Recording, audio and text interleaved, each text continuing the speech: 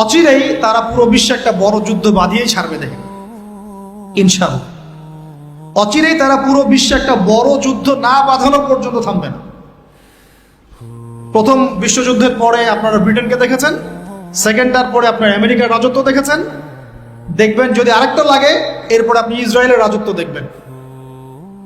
ওর ধ্বংস এত তাড়াতাড়ি হবে না, ওর ধ্বংস হবে, এটা সত্য, এটা নিশ্চিত, কিন্তু এত তাড়াতাড়ি না।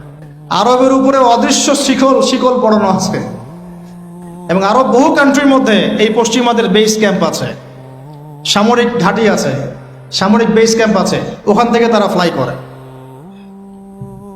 এই পশ্চিমাদেরকে তেল বিক্রি করে করে করে আরবরা ধনী হয়ে গেছে। আর ওই তেলগুলো যদি আমরা না দিতাম, আজকে ওদের একটা যুদ্ধ বিমানও ফ্লাই করতো না। তারপরেও কিছু কি শব্দ ইউজ করবো জানি না, বলতে গেলে ভাই বেশি বলে ফেলবো, তখন আমার তাজকিয়া নষ্ট হবে।